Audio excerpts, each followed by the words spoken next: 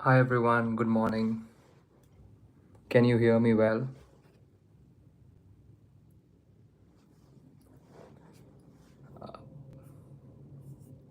I'll try to monitor the chat for any questions, but let's try to build some I'll quorum. try to monitor the chat for. Could you give me a thumbs up in the chat if you can hear me? I see that there are 19 of you watching.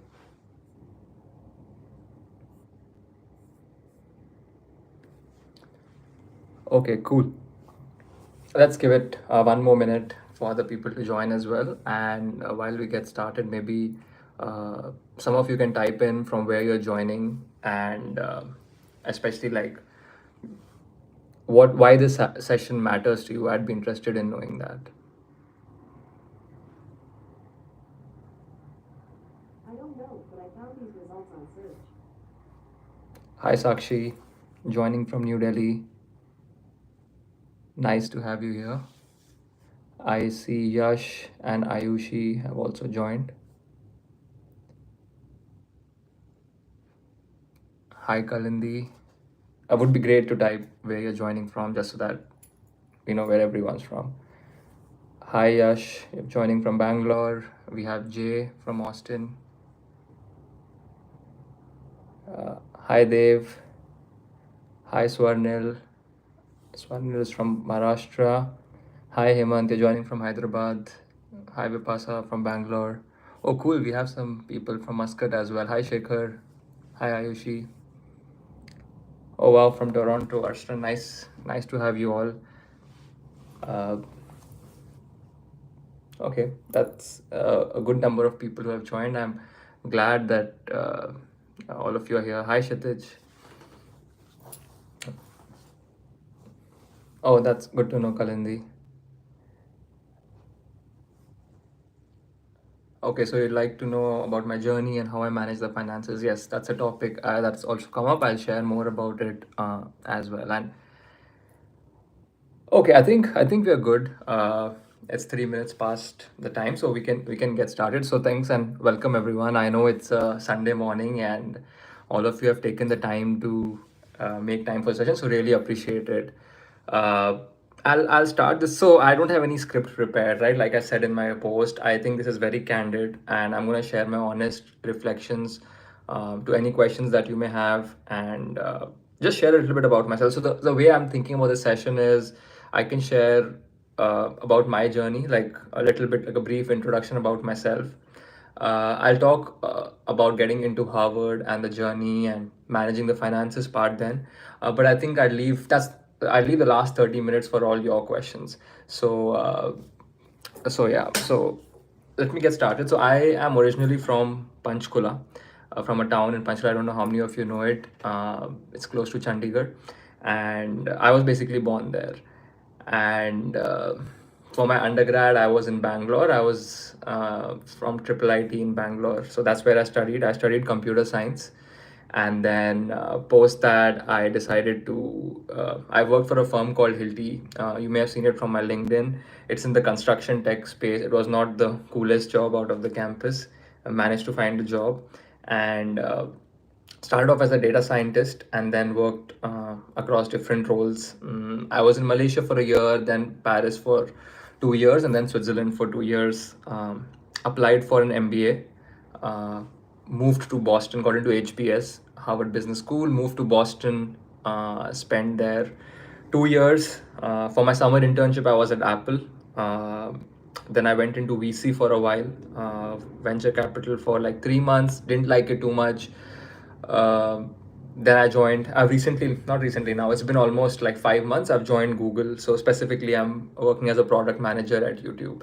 And the reason I'm doing this session is to help aspirants who are thinking about going abroad or just broadly thinking about like financing it and whether even deciding whether they should go for an MBA or not, right? I feel honestly, okay, I just share a very candid story.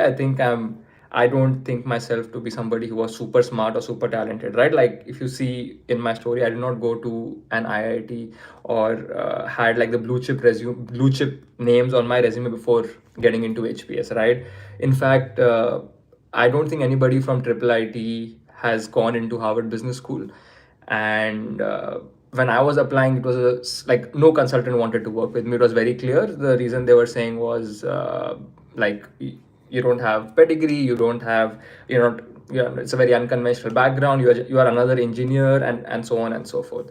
So I just feel like it's it's just about being prepared about these opportunities, and I feel like all of us, including all of you who are who are in this session, are pretty lucky and privileged to have the opportunity to even think about applying to these places, right? And I believe that any shortcoming that you have can mostly be worked upon, right? And we can do our best to get. So I can talk more about that emotional and part of it. Like my story is pretty full of bumps and stuff, right? So I'll just pause here. I'll take some questions now before we go into the next section. But if there's anything specific that you want me, I'm looking at the chat right now. So if you want, I can share more about my personal story. I think it looks very rosy from the outside when somebody says, "Oh, now you're at Google, when you're at Apple, and you have this high GMAT." But trust me when I say this, there were a lot of hiccups and what happened when I worked with the consultants, with the GMAT, and everything. So let me know which. If there is some direction that you want me to steer it, because I want this to be interactive. I just don't want to keep speaking. So if somebody is interested in the personal side of the story, I can share more about it. Or if you want me to talk more about getting into Harvard and the finances, we can dive deep into it. So I'll pause here and I'll see the chat for 30 more seconds.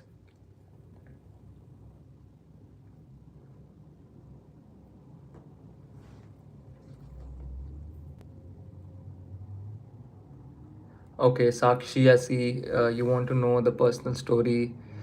Okay, GRE versus GMAT. Okay, I'll take that question. Finances. Yeah, I'll talk about finances. Uh, yeah, sure. Like I think we can extend the session and have some plans about like forming a community. I'll talk more about it where I can help. Yeah, okay. I think finances is also a big topic. So I'll quickly like share a little bit about the hardships first, right? Like uh and so the one thing which was like consultants didn't want to work with somebody who did not have a typical background, right? Now, if you look at the people who get into Harvard Business School, they typically have like either MBB, which is McKinsey, Bain, uh, uh, BCG, like a top tier consulting firm, and then maybe like a venture capital for 2 years or private equity for 2 years, right? Or they have like a blue chip employer name. So I didn't have that. I didn't have the pedigree, so I did not, like I said, go to any IIT. So that was like a hindrance as well. In terms of GMAT, I prepared actually a lot for it. I think I remember the first time taking it and I got like a 680.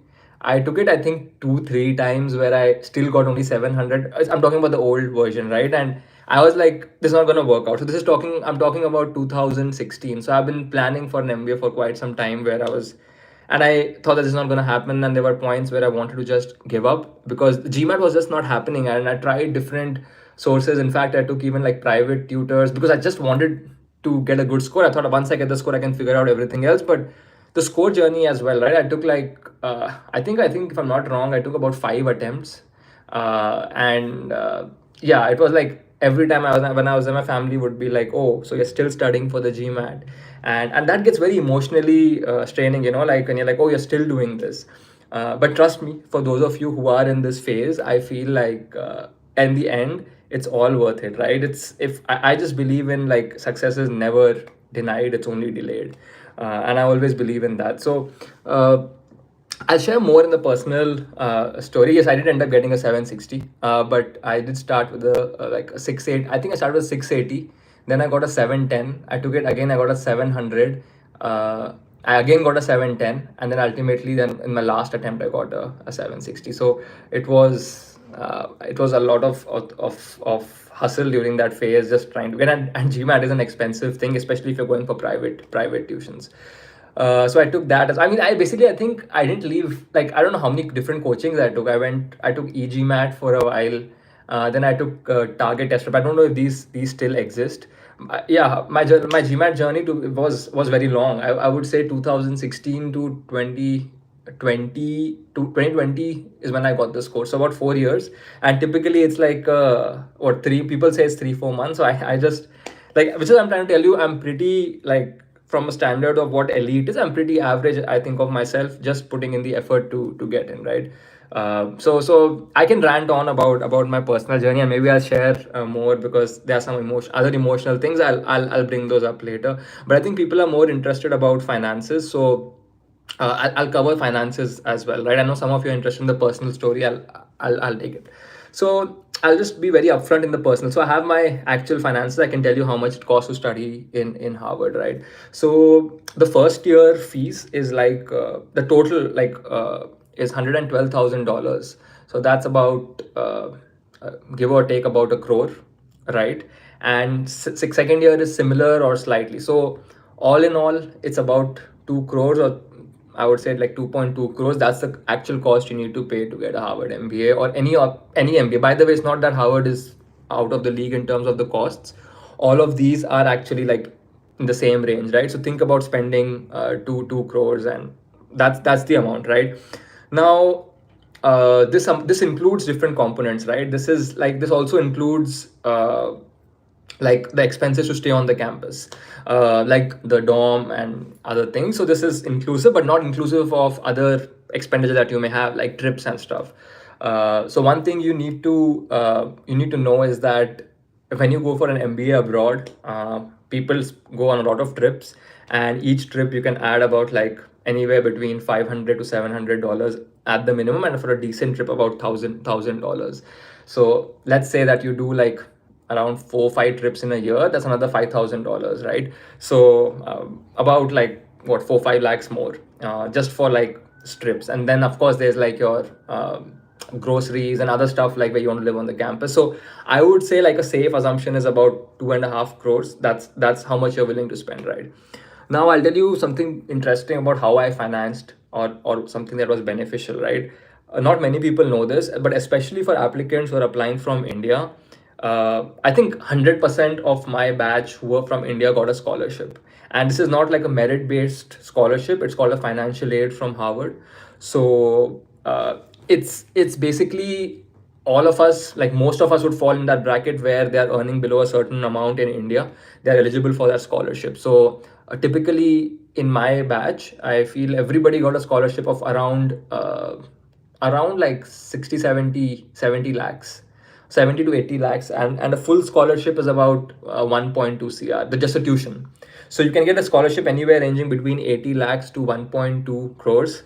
And this is just based on your financial condition, right? You're supposed to, you fill out a form once you're admitted to the school, so it basically cuts half that cost, right? I was talking about 2.5 crores, so now it's just 1.2, which remains, right? So not many people know this. I didn't know this when I applied to HPS, and once I got in, there was like a form that you fill out and you get this. And I don't know, and I think apart from the folks who are working in private equity, which get a very minimal scholarship just because they have higher salaries before, most of the Indian candidates get it. So I don't want like the salary to be a hindrance for those who are applying, right? Like don't think of like, oh, I'll have to finance this somehow, or my savings will go. I think that should be a least of your concerns in terms of if you're getting into a Harvard MBA and thinking of it as an investment. So people get scholarship. If there are any other question on the financial aid, you can put it in the chat. But I just wanted to share. I wanted to bring it to the attention and it's also other schools who provide it, right? I know Stanford also has a scholarship, and many of these schools offer a scholarship, but I think the Harvard one is probably the most generous. Now, apart from this, there are other ways to finance this, right? I'll talk a little bit more about financing. So one is the different scholarships, right? Apart from this scholarship, if you, for example, I know that Stanford has the Dhirubhai Ambani scholarship specifically for Indian applicants, and you can look these up, but I feel these are really competitive. Like I don't know what's the chances of getting them. So I'll prefer the ones which the school gives directly. So the school definitely has scholarships, especially for Indian candidates. And if you have gotten admit and haven't asked, you should definitely discuss the scholarship options. Most of the schools I know offer a scholarship. Now, in terms of understanding, I think we were discussing more the finance part of it. So I've shared the cost. Are there any specific questions that you'd like to know? I can share about how I financed it.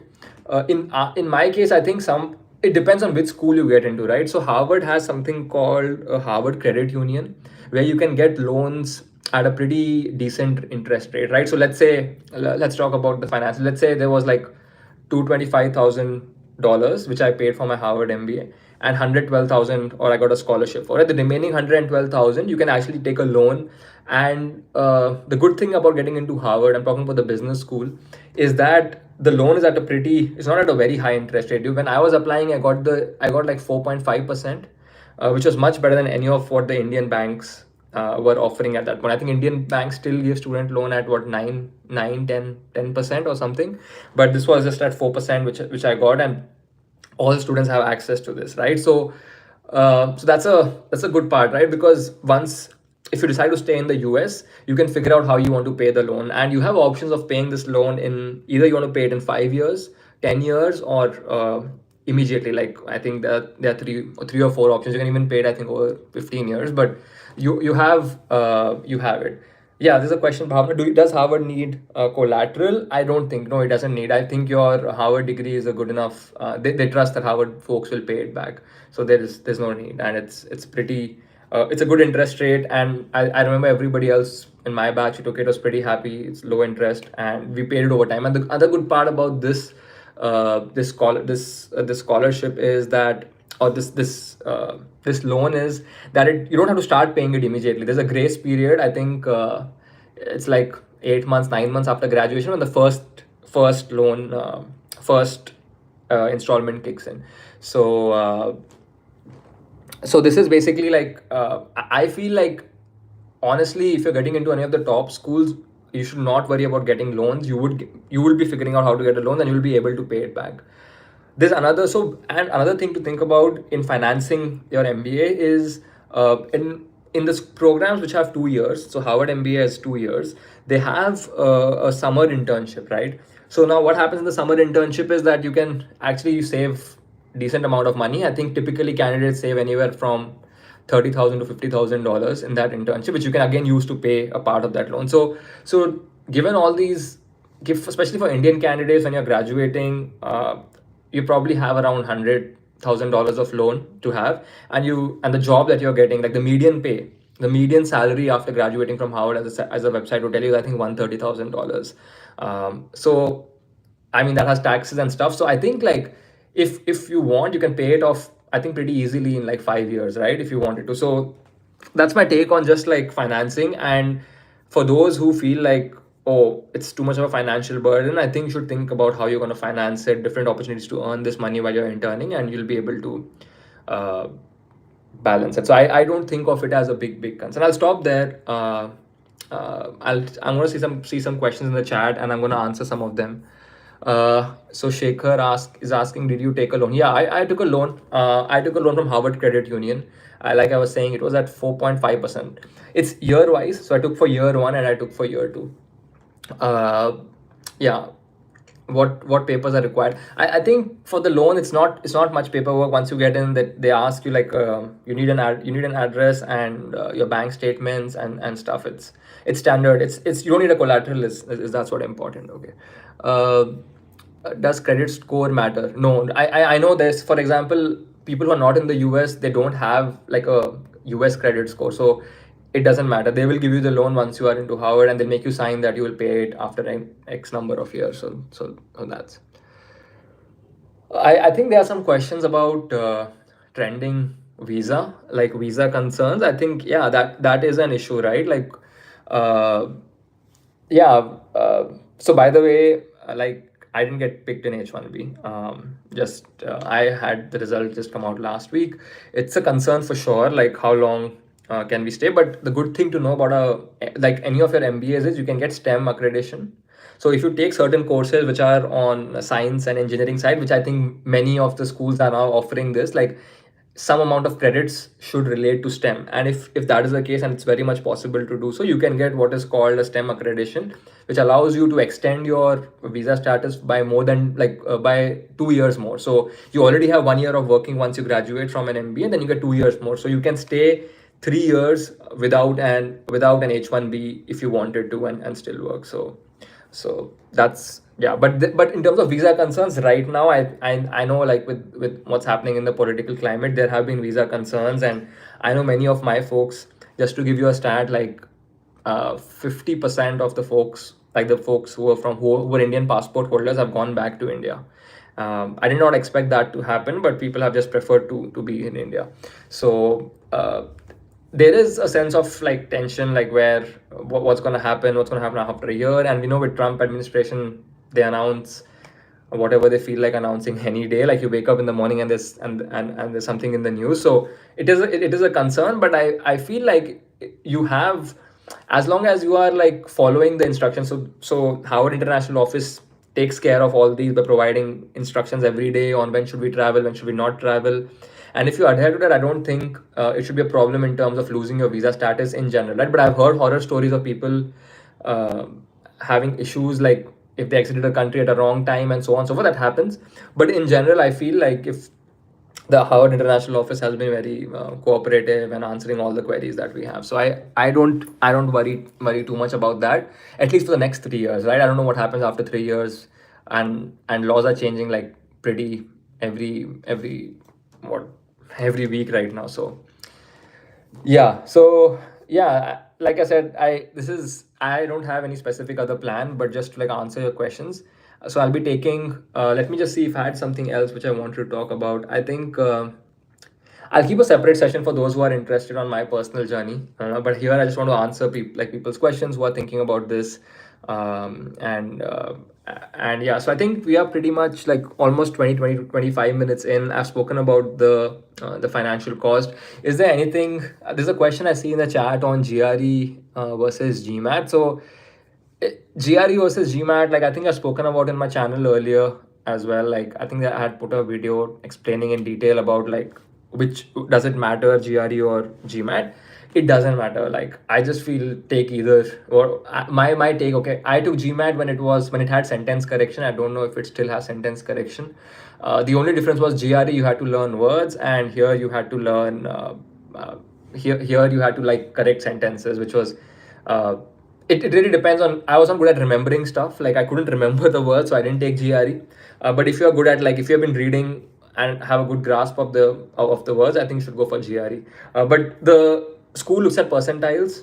Like, so for example, whether you are in the 90th percentile, 95th percentile in the exam, not which exam you take. So take whichever you like, doesn't matter. I think people just keep saying, oh, you need to take the GMAT, or no, nothing like that. I had spoken to admissions as well. You can take any of these examinations. Okay. Okay. So let me see what are the other questions. I think there are a lot of questions in the chat. What papers required for loan? How to approach Indian bank for loan? Yeah. So I didn't. I would like I would argue, why would you want to take a loan from an Indian bank if you're going to the US, right? Uh, like, technically, dollar is depreciating by, like, 5% every year, right? Like, the Indian rupee is depreciating against the dollar 5% every year. So you'd have to end up spending more rupees now for the same amount of dollars. So I would not recommend taking an a loan denominated in Indian rupees. I would try taking it in dollars if you can. And typically, all these, like, at least top 20 MBA programs would have some credition or some institutions, banks that work with them to do it. So that my approach would be to take it in dollars and not in from an Indian bank. And Indian bank rates are very high, like 11-12%. Okay, what percentage of international students secured internships or summer placements, especially in visa sensitive industries like finance? So Sailesh,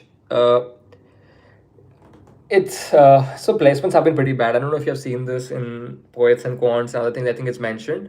I think 30% of the batch was still unplaced after graduation, and that's the reality. People are not getting jobs. It's just the function of micro environment, right?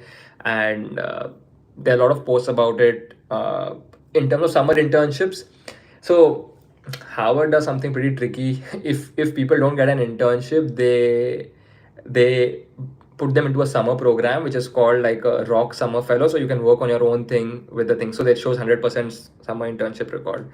So, but in terms of people who, and those are people who either want to found their own venture, or, like, want to work in somebody else's venture. So I would say it's very close to 100% people getting an internship, but that number I feel is a bit fabricated.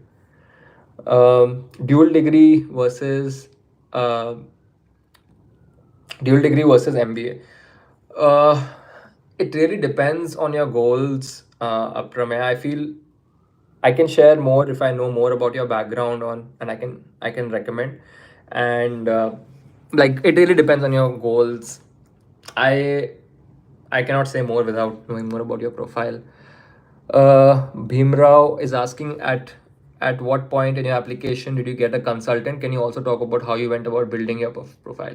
Yeah, I think that's a very interesting question, right? Like, I think people don't like they're like, yeah, I'll start applying for this GMAT and then get into fill my application and apply. I think preparing before the process is a big part, right? Like, what are the decisions that you take are pretty instrumental, right? So, for example, if you look at Harvard Business School, it values community leadership a lot. So, if you have to apply to Harvard, let's say even like 2 years down the line, you should be doing some community work now. You cannot be like, if you do like 3 months before the application, the people will find out that this person is lying, like it's not the genuine interest. So, I think it's about being very intentional. And my advice would be to do something that you really care about, right? It could be an animal shelter as well. It could be like a international organization, and I would just recommend getting like an unpaid gig. Like reach out to people on LinkedIn and say that, hey, I'm interested in this role and would like to contribute. I don't want to get paid.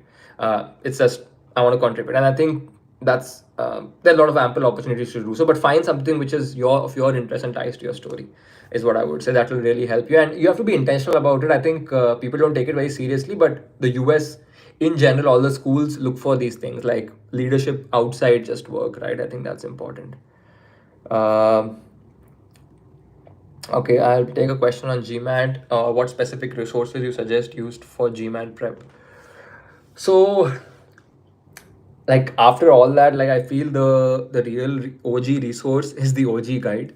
I think that's the best resource. I always underestimated it, seeing that, oh, it's too simple, or uh, I just feel that's the best resource, right? Like each question in that, if you do it with dedication and take 10 minutes to solve any of those questions are unsolved, I think that would really, that's I think the best material out there. And I don't think there is one particular book which I would recommend except the original OG guide. Like keep that and practice from that. And the official tests, I don't know if they still exist, but I think 6 tests were there at that time when I took it.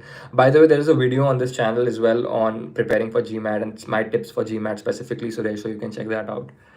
um Shailesh, your hard and inspiring journey on 6 months grind to roll at YouTube. Oh yeah, by the way, I'm specifically in Google. I'm at YouTube, so the platform I'm streaming on, I'm working in the same org. Uh, that's a very crazy story. It's like I think I was the only one in my batch out of 1,000 students at Harvard who got a role at Google because Google was not hiring. And it's I think a crazy story of fate how I ended up getting a role. But maybe I'll keep that for another time and answer the questions of people. I think I'll do a separate session for those who are interested on just the emotional part of it and the raw story behind actually getting into these things. So Bhimrao, at what point in your journey do you actually get a consultant? I think okay, I have a whole thing on consultants I want to talk about, right? I feel so I don't know. Okay, let's see. How much do you think consultants charge? Like people in the chat, how much do you think consultants charge for a five school package? Uh, just put in your random guesses. I want to see how much. How what do you guys think? How much will they charge for guiding you for 5 schools? Let's say 10. Satyam says 10 lakhs. Okay, 5 lakhs and above. Okay, yeah, 3 lakhs is on the lower side, Swarnil, but yeah, I think 10 lakhs. And do you know how much US consultants charge? Any idea of how much US consultants charge? Let's say top end US consultants. How much do they charge for guiding you for 5 schools?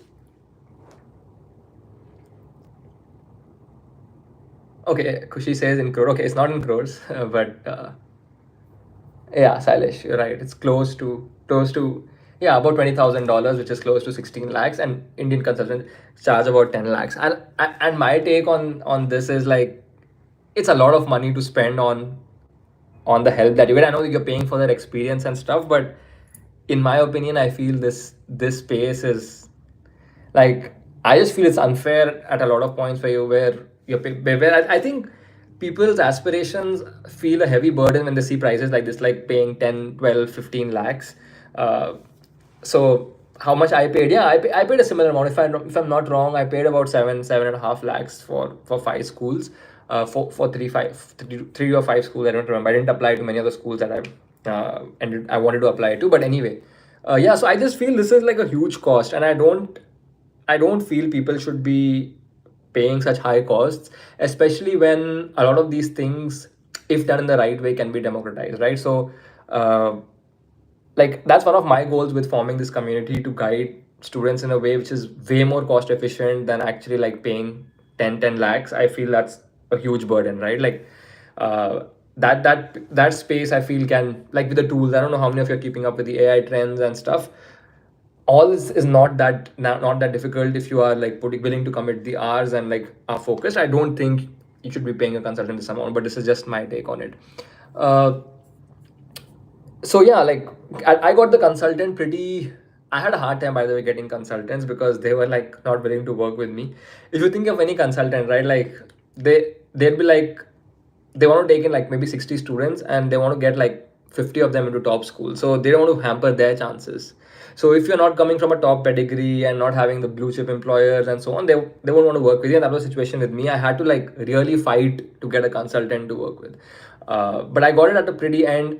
I think three months before my application, so basically working on the essays and stuff. But yeah. uh Sailesh, please start a community for Indians to guide us. R1 is coming. Yeah, I've been thinking about like starting a community. I don't know what's the best way to do it. I'm still figuring out, but if there's enough interest, I can start like a group where all of us can like discuss, and I'm happy to like spend my weekends at least some time to just guide aspirants.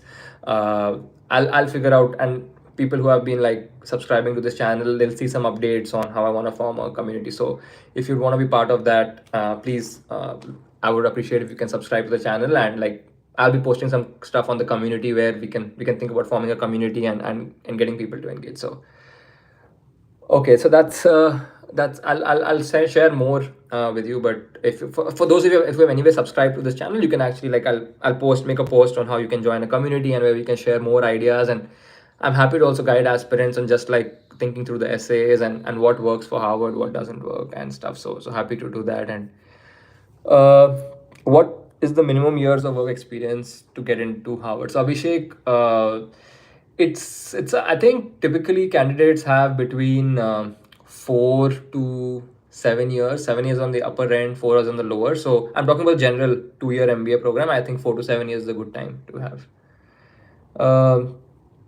I've recently qualified.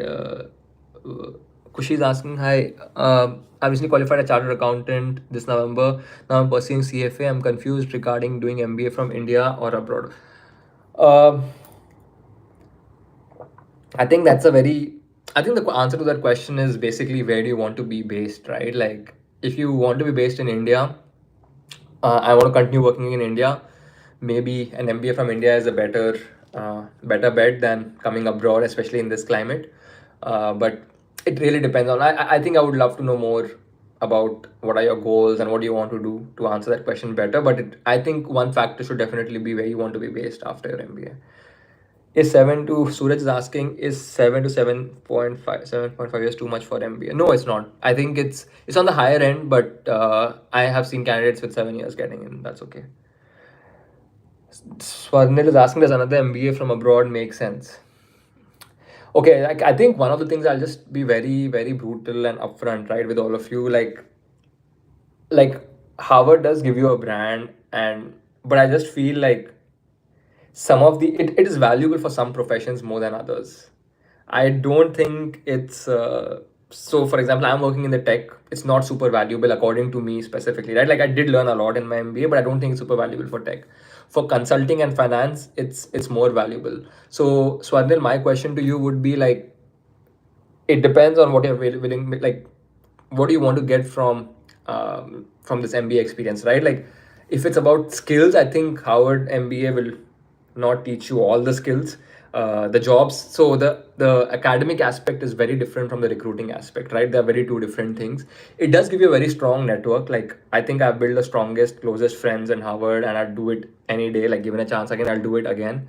In terms of skills, I think people need to build their own skills, especially for changing industries. You can get support from professors, but whether like Harvard will give you skills to do it, I will be skeptical of that statement. Like you have to build it on your own. Does Harvard have preference for IIT? Yeah, about IIT SRCC. Yeah, for sure it does. Like if you are from an IIT and SRCC, you have you are considered, you have higher chances for sure. Do you have any guidance for deferred MBA aspirants? I think in general, my like when I think I wrote a post on LinkedIn when I got in, it got pretty viral. I think it had like 1 million impressions and 10,000 likes, and I just told, like I just feel like my theory behind this is you must believe in yourself, right? Like there was a point where none of the people around me, most of them did not believe in me, right? They were like he's still in this fifth GMAT attempt, what will he do now? Or like he's gotten now a summer internship, will he even get a job? There will always be people who will question your ability, right? Like, and I always say this, like you only need one person to believe in yourself, and that person can be just you. So that's been my mantra, and I would just say, like, in general, my advice would be, if you think you have it in you, please go all in and apply, right? Be dedicated, be honest with your work, and I feel like people who have been putting the hard work, they will reap the benefits at some point or the other. So that's my take on it. Specifically for deferred MBA, I feel like doesn't matter, like deferred, non-deferred. If you want, you should apply. Harshvardhan Maheshwari, as you earlier mentioned, why are Indian folks coming back after MBA? I think it's also so one thing is definitely the changing political landscape, right? Like that's one of them, right? There is a lot of tensions around what's happening here. Second, I think the pay parity now is reducing between India and the US, right?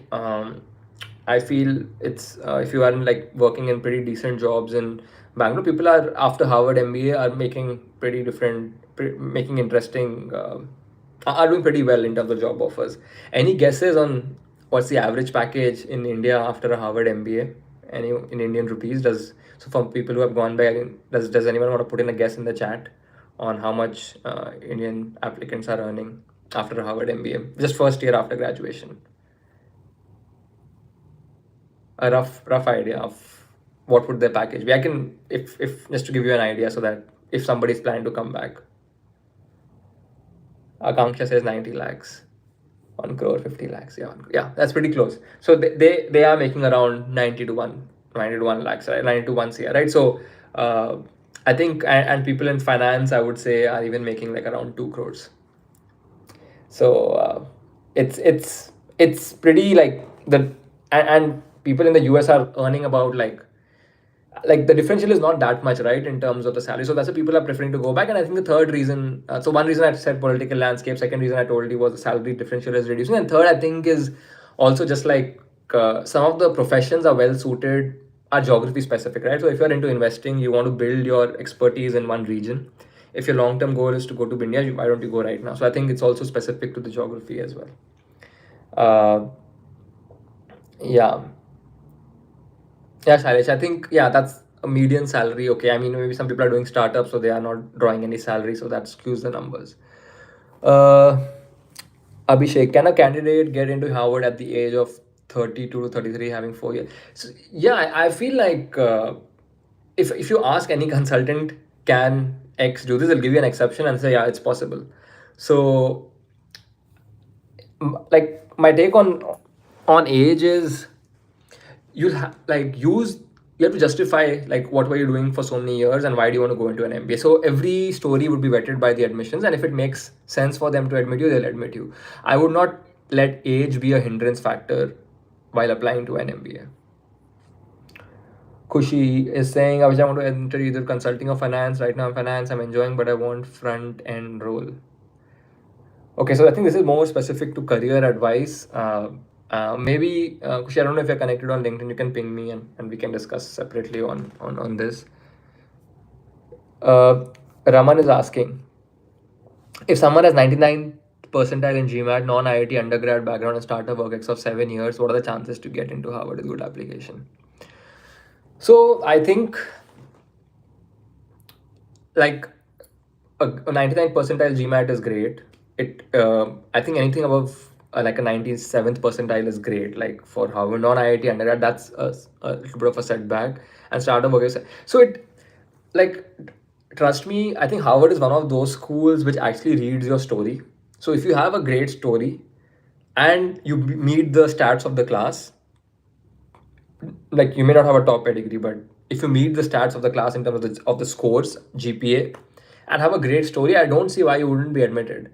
Um, if you say startup working for 7 years, it really depends on what you did at the startup, right? So some people in 7 years build a company with, I don't know, like maybe 10 million in revenue, right? Some people don't achieve that. So it really depends on what you have done in those 7 years and how your story like ties back to your values and how you are as a person. I think it really depends on your story and more specific things. So I think nobody can answer the question, what are the chances to get into Harvard with good application, right? Like I can tell you that statistically, the acceptance rate of Harvard Business School is around 11%.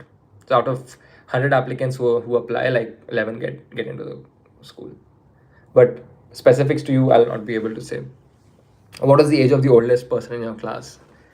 I don't think I know the age of the oldest person in my class. I never thought of it that way, but I assume that the higher end would be somewhere around 33, 34.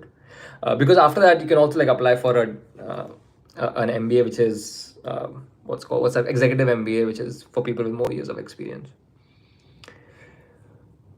Okay, let me see if I missed somebody's question who had put it in the chat before. I'm not sure if there's anything that I missed. Sailesh, can you start a community? Yeah. That's Akanksha had a question. What challenges would come for someone who worked in a non-profit for 3 years with very less pay? I don't think that's necessarily bad.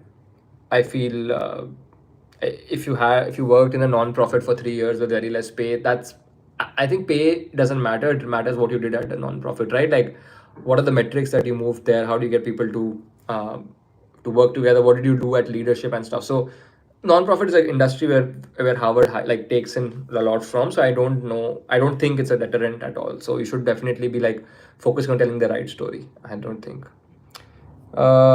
Please, Ayushi is asking, please elaborate on academics and networking. Okay. Academics. Okay, so in terms of the business schools, right? Like I can tell you, I think I was not doing this earlier when I was applying, but my honest or my request to all of you would be like to actually sit down and think through which schools you're applying, right? Like each school is very different, geography wise, academic wise, it's very different, right? Harvard is very academically intense. There were days where we had 3 case days, which means 1.5 hours of class with 3 different professors every day, which meant preparing for them.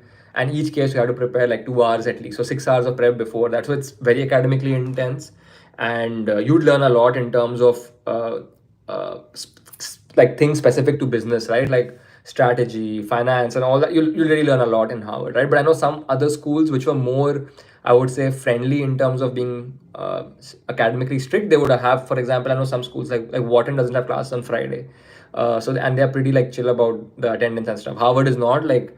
I remember I had to come in for my sister's wedding and they were not giving me leave even for like 2 days. So it's pretty. I would say Harvard is very academically intense, and that should be a consideration when you're thinking about it.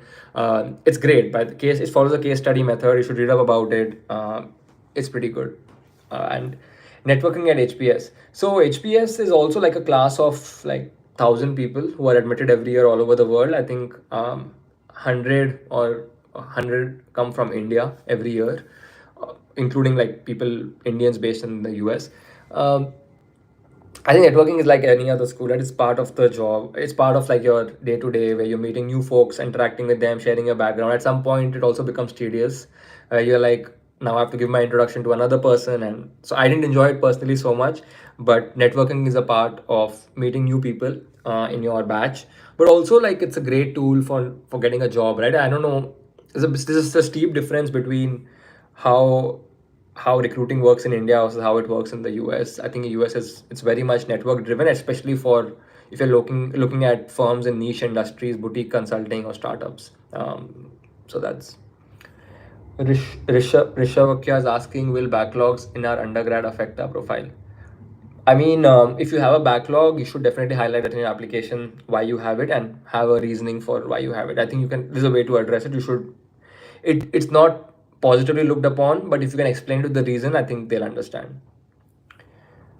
By when should we be done? Okay, by when should we be done with GMAT and start working? Yeah, so typically, like, let's say, I think essays need at least 2 months of intense work to, so be done with the GMAT for at least 2 months before. And the problem with the GMAT is it's pretty unpredictable what score you get, so keep a buffer.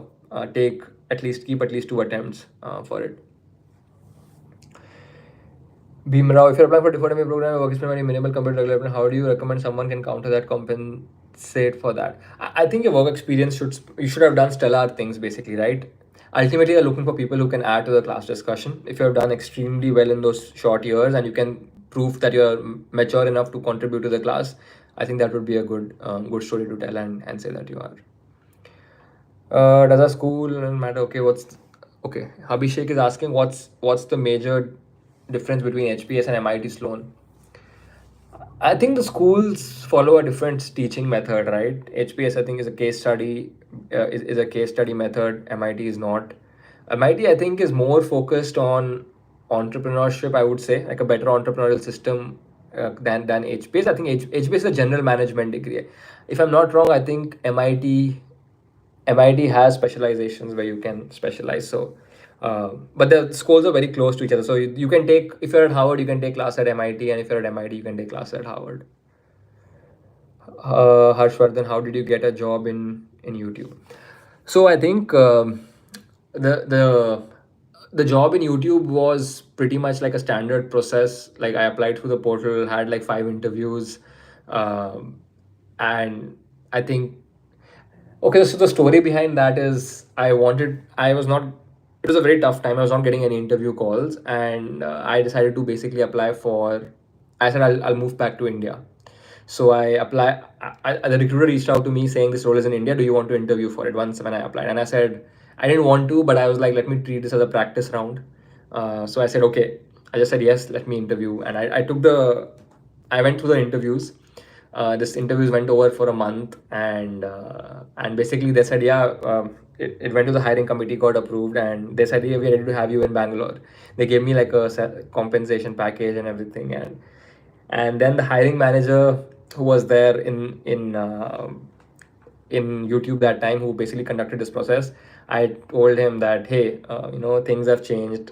I'd like to be in the US, and I thought that the manager would like frown upon and be like, why do you waste everyone's time? Why did you interview for the India role if you wanted to be in the US? But turns out he was pretty understanding. He said, oh, interesting. And he said, I don't have an opening in my team, but what I can do is I can move your application from being India approved to US approved. So I basically interviewed for the Indian role, got it US approved, and then I was picked up by a different team in the US, which got me. So like I said, like you have to be prepared for these opportunities. You never know what clicks, right? So I 100% believe in that. So all of you are applying, like you never know what's gonna work in your favor, right? So keep applying. You should be ready for it, and things work. Like I always believe there is a way of making things work, and sometimes they just work. um how do you describe your entrepreneurial side? What would you suggest for us? uh, I think Harvard's entrepreneurial system is still developing, I would say. Like if you're looking for specifically entrepreneurship, I think Stanford is a better school, but arguably it's tougher to get into. uh, I I had a few ideas which I wanted to experiment. I did run a small startup which was around exporting Indian food, like dehydrated food from India to the US for dorms, because I felt that was a problem. I did that for a while, but yeah, I don't know if I'll be going on an entrepreneurial journey soon. I'm pretty happy right now at YouTube, learning a lot. So yeah, for someone with similar GMAT score, you start switching to GRE. Give trust the person, stay put in your last attempt when you score. I think like GMAT versus GRE staying put, I feel like there is switching cost, right, from one exam to the other. So I would not recommend that if you, it's like what I would recommend is take a sample test for both of them and see where you have a higher baseline, and then take it from there. Like there's nothing to lose. But if you are like, let's say if a target score is like 99th percentile and you're at 95th percentile, maybe it makes sense to stay in the same exam that you are taking. Okay, have I answered everyone's questions? I think if there's anything else that you want me to share on the finances or anything, I'm happy to. Or let me know, I can answer your other question. Otherwise, happy to give everybody back 10 minutes. If someone, Sakshi is asking, if someone wants to stay in tech, do you recommend MBA? It's an interesting question, Sakshi. I feel like if you want to stay in tech in India, I would say that it's better to not come to the US for an MBA. I just feel it's like I'm like if you want to come and work in the US, maybe yes, but if you want to stay in India, I would say no.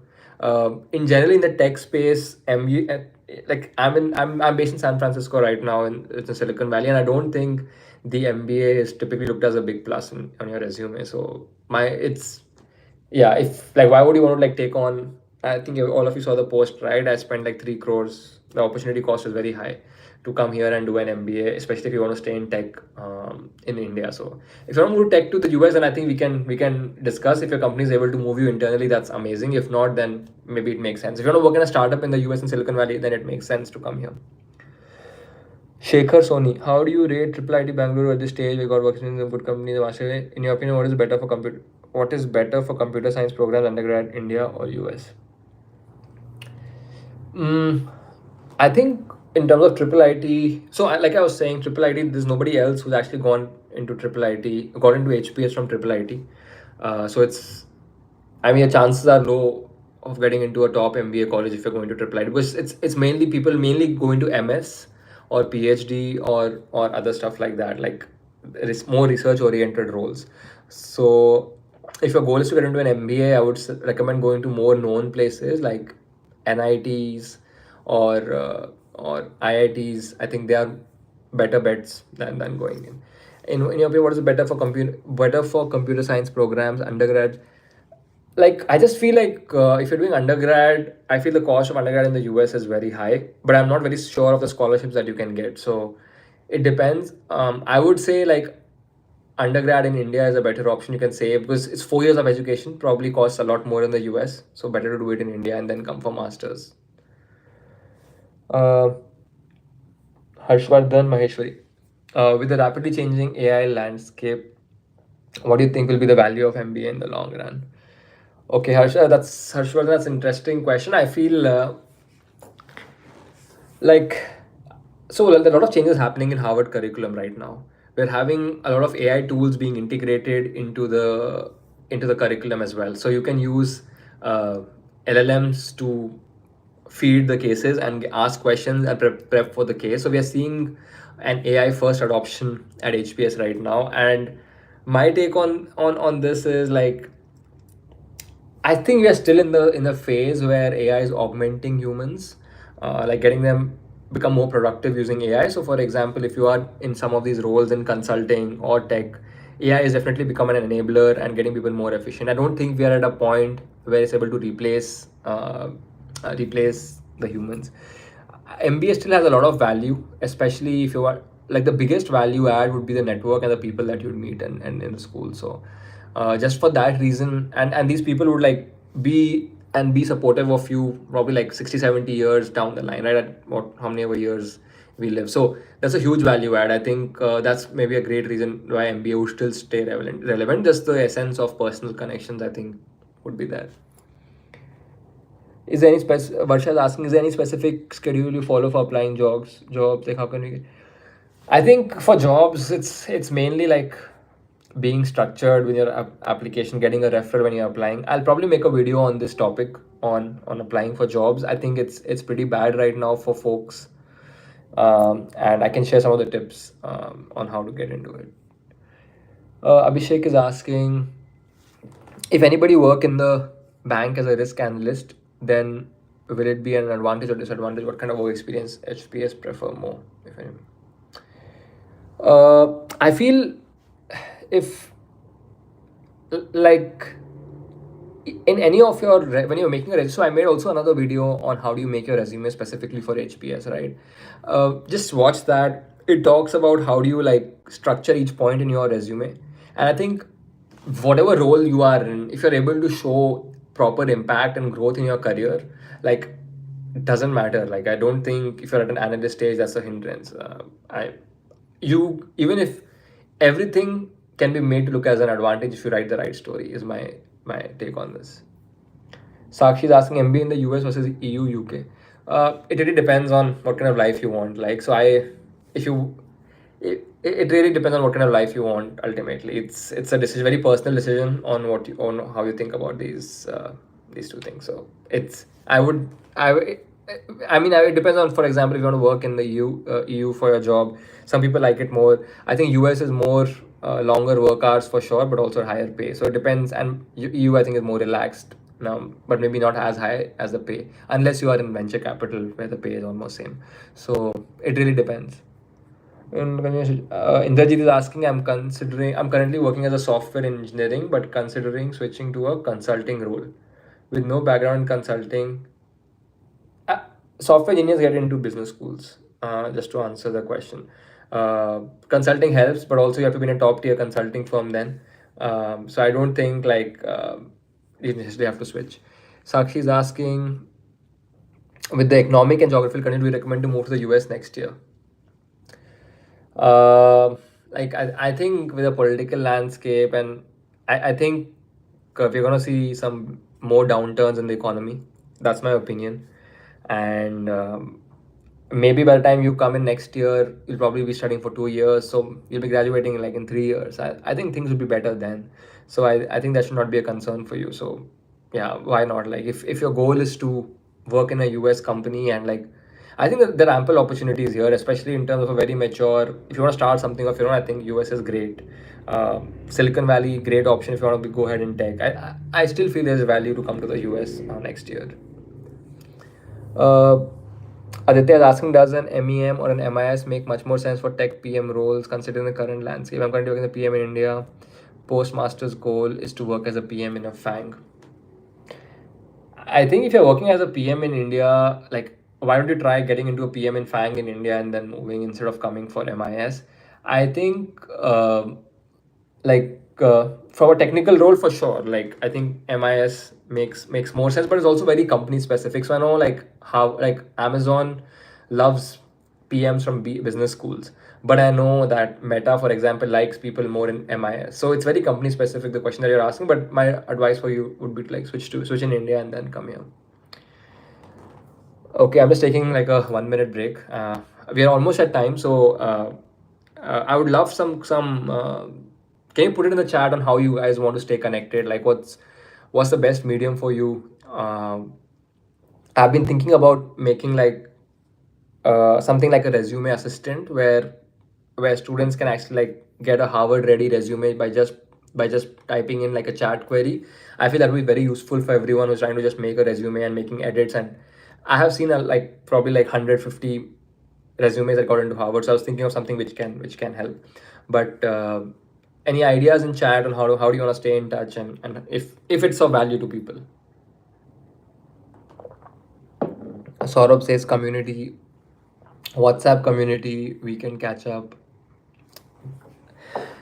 Yeah, I've been thinking. I think I'll think more over it, and I think if you guys really like this, one thing that would really encourage me is basically like if you're like subscribed to this channel, it feels like okay, somebody at least getting value out of this, and I'm not just like So I would really appreciate that. And yeah, like you have my LinkedIn. I think I'm pretty accessible there.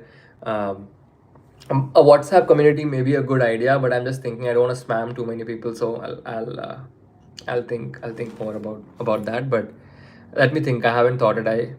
Yeah, I'll continue taking like yeah. So those folks who have like I think the session is officially like ended. If you feel like leaving, thanks for your time. I really appreciate all of you who joined Sunday morning. I just thought this would work for me because right now it's 10 p.m. for me here, and morning for you. So I thought that's the only time that would work. So really appreciate everybody who came in and asked their questions. All of you, really nice meeting everyone with their questions, and I'm excited for all of you. Like what's next, right? Like I think people who are serious about it are in this webinar already asking the right questions, and I feel like if you are serious about it, maybe not now, but some point you will definitely get a great higher education outcome. So I'm very confident about that. So thanks everyone who joined. I'll still be taking a few questions who are there in the chat who have anything to ask, and yeah, I'm gonna post my Instagram in the chat as well. So you can also connect with me if you feel like if you haven't connected with me there, we can also like I post some content there, and there's also like a channel called Aspire with Abhijay that's on Instagram as well, where I share very like GMAT specific stuffs as well. So check it out. You can like yeah. So I'll thanks everyone who joined.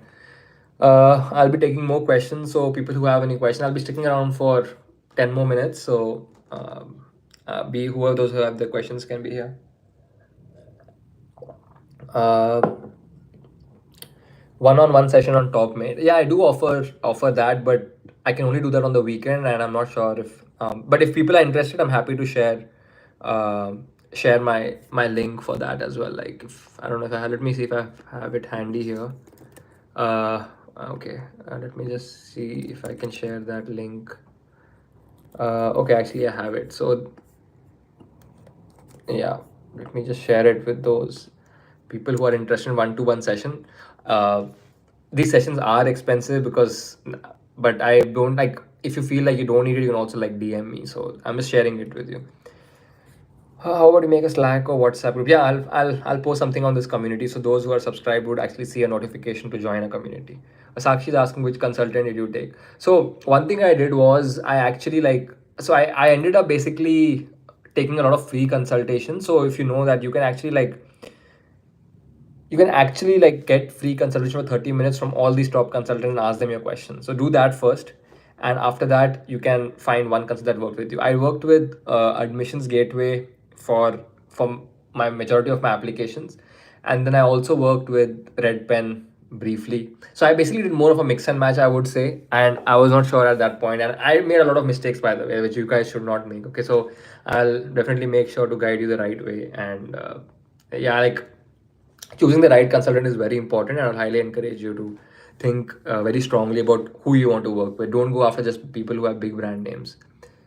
uh, I almost devoted 2 years to GMAT prep, did not get targets. Could I have a question? What are the responsive language? Saurabh, I would just say that don't worry about not having like devoted 2 years to I would say I devoted like 4 years and I got my scores. And so I think 2 years is still half, right? So I wouldn't worry too much about it. Like you have to, like, one of the things which helped me was like, don't take GMAT too seriously. Think of it as just another exam that you're taking. So you'll be like, I just feel people take it too seriously and then get panicked. I took it at home and I got a decent score in my like fifth attempt, I think it was. So I wouldn't worry too much about it. But I would just say switching to GRE, yes. There's no disadvantage to answer a question to a GRE. It's equivalent. Take either, take which you like. So yeah. So Jay, nice to know. Nice to know. There's recent news that there's waiver for CFA cleared as a matter, means student can directly be entered into B school without giving. Recent news, there is waiver for CFA cleared.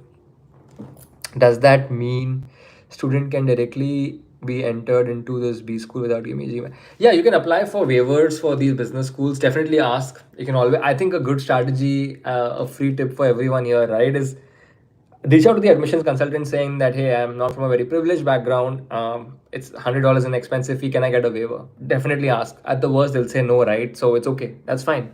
Definitely ask. You'll get a waiver, and that means you don't have to pay for the application fee.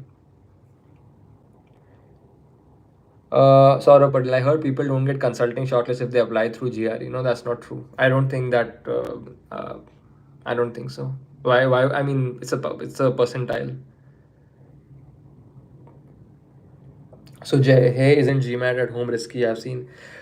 So my take on that is like I think it's people are like finding ways to cheat on the exam, which is why I think they get cancelled for no reason. But I don't see a reason. Like it depends on what is easier for you. If it is cancelled, I don't think it'll. If you take the exam in the right conditions, respect the exam condition, I don't think it should be cancelled. Okay. Are we having any other questions? Um, Saurabh, if I have a question, I have a question. Why you didn't switch if GMAT was difficult? I think it's about it's a thing about hard things, right? Like why are hard things hard, right? Like I think that's the joy in cracking that, right? Like I just feel it's a challenge which you have taken, and it's not done till it's done. So you give it your best. Like you it takes 2 years, it's okay. Be it takes 3 years. I think I would have gone even for maybe 5 years if I didn't get the score. So it's about like for me personally why I didn't take the GRE was more because I felt like it was harder for me to learn the words, and I felt I was very close to the GMAT, so that's why I didn't switch. Aditya Shah, I wanted to know how much is global exposure important, be it working in different country. Um, it's a plus, but if you're leading global teams within your own country is also great. Applying R to affect scholarship, no, it doesn't equal chances. Is having an existing startup no. I think having a startup is not looked at in a bad way. In fact, if your startup is doing great, it's a positive. Please, I think your name. Uh, okay, I'm more comfortable at home. Okay. I see folks now recommending a STEM MBA when compared to the other. Yeah, you should go for a STEM MBA. And I would say Aditya because you that allows you to stay 3 years, and given like H1B is now lottery based, and it has been lottery based, but just with the Trump administration and the uncertainties, I think it's better to have a security. So I think it's not very easy, difficult to. I think most of the MBAs are STEM accredited now, like, so I think that should be fine. Okay, Kushi, I'll check my LinkedIn. So thanks everyone. I'll be like ending the session now. So really appreciate all your time, and I'll see if I can host another session for people who missed it because there were a lot of people who wanted to attend couldn't attend. And if there's anything, feel free to use this community. Like leave a comment here or anywhere, and share more with you. So thanks again everyone. Really like appreciate all the comments. Thanks Aditya. Thanks Abhishek. Thanks Vinny. Enjoy the rest of your Sunday and spend time with your family and friends. That's very important, I think. So don't take life too seriously, and enjoy. Have fun. Take care.